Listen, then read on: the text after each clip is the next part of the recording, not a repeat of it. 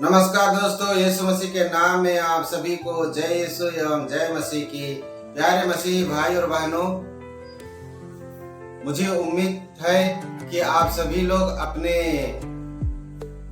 उत्तर के साथ में यह वीडियो देखने आए हैं और मैंने जो तीसरे भाग में सवाल पूछा था उनका उत्तर भी आप शायद कॉपी में लिख कर रखे होंगे ताकि आप लोग मेरे साथ मिलान कर सकें। तो दोस्तों, आइए हम लोग सभी 10 सवालों के उत्तर को जानते हैं। तो पहला सवाल था, याकूब के कितने पुत्र थे? दोस्तों, आप सभी को मालूम है कि याकूब के 12 पुत्र थे। दूसरा सवाल था, समसोन ने मिस्रियों को मारने के लिए किस जानवर का हड्डी का इस्तेमाल किया? प्यारे मसीह भाई और बहनों, समसोन ने गधे के जबड़े का हड्डी का इस्तेमाल किया और उसने 1000 मिस्रियों को मार डाला था। तीसरा सवाल था, किस राजा के राज्य काल में एक भी युद्ध यानी कि लड़ाई नहीं हुआ? और इसका उत्तर है राजा सुलेमान। जी हाँ दोस्तों, राजा दाऊद का बेटा सुलेमान के राज्य काल में एक भी युद्ध नहीं हुआ। चौथा सवाल था,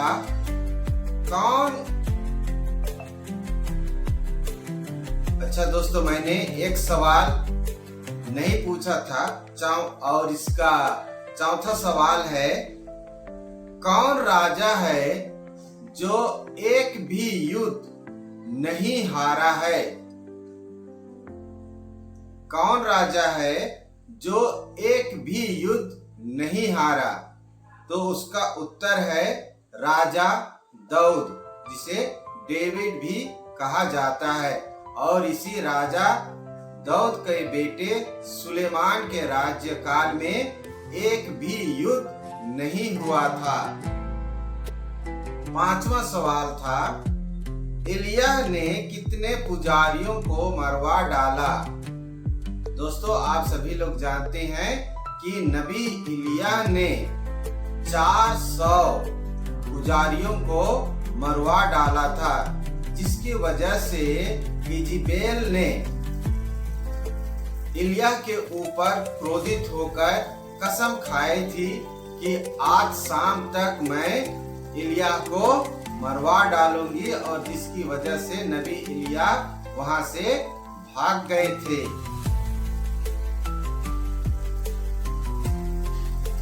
छठवां सवाल था, किस वंश से याजकीय पद हमेशा के लिए छीन लिया गया?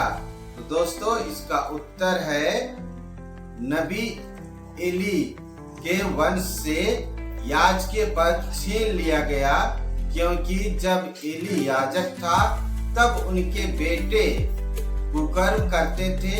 इन सारी बातों को जानने के बावजूद एली ने ना तो उन्हें रोका और न ही उन्हें मना किया, इसलिए उनके पूरे वंश से ही याजकीय पद छीन लिया गया।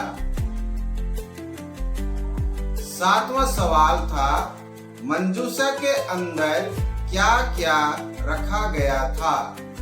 दोस्तों, इसमें 2 चीज हैं जिसे बहुत से लोग नहीं जानते हैं, लेकिन वह भी मंजूषा के साथ एक पेटी में रखा गया था, और वह था सोने का 5 चूहे और विपत्ति के रूप में 5 सोने की गिलटियां भी रखी गई थी।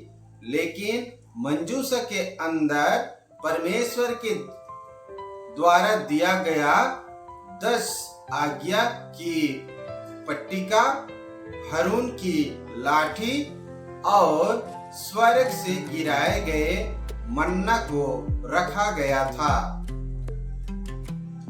8वां सवाल था, क्या यीशु मसीह ने मंदिर में कर चुकाया था?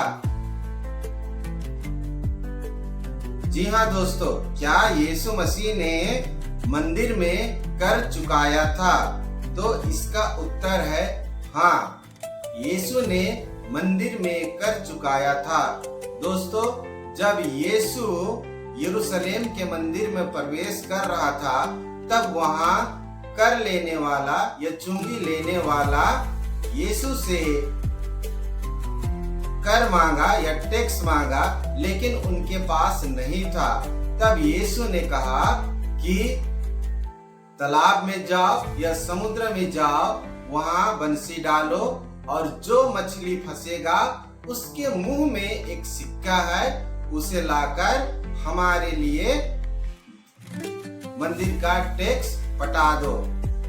और इस तरह से परमेश्वर ने वहां पर एक अच्छा उदाहरण दिया, क्योंकि वहां पर उन्होंने अपने शिष्यों को कहा कि पुत्र पिता से टैक्स नहीं लेता या पिता पुत्र से टैक्स नहीं लेता है, लेकिन हम इन्हें बुरा उदाहरण ना दें, परंतु इन्हें हम अच्छा उदाहरण दें। यही शिक्षा ईश्वर ने वहां शिष्यों को दिया और मछली के मुंह से जो सिक्का निकला उसे मंदिर का कर के रूप में चुकाया गया। 9वां सवाल था, प्रभु के भवन में कौन गूंगा हो गया था? दोस्तों, इस सवाल का जवाब बहुत से लोग नहीं जानते हैं और इसका उत्तर है याजक जकरियस। जी हाँ दोस्तों, जकरियस बहुत दिनों से निसंतान था, लेकिन जब वह परमेश्वर के भवन में सेवा कर रहा था, कार्य कर रहा था, तब वहां पर एक स्वर्गदूत ने उसे दर्शन दिया और उसे संतान प्राप्ति की आशीष दी, लेकिन उसने ईश्वर के संदेश पर संदेह किया। इसलिए स्वर्गदूत ने उसे कहा था कि तुम तब तक बोल नहीं सकोगे जब तक ईश्वर का यह वचन आप पर प्रकट नहीं होगा। और दोस्तों, जब तक उसकी पत्नी गर्भवती नहीं हुई, पुत्र प्रसव नहीं किया, तब तक याजक जकरियस बोल नहीं सक रहा था। और जिस दिन उसने अपने पुत्र को देखा और उसने अपने पुत्र का नाम योहन रखा, उसी दिन उसका बंधन खुल गया और वह दोबारा से बोलने लगा। 10वां सवाल था, योहन बपतिस्मा का हत्या क्यों किया गया?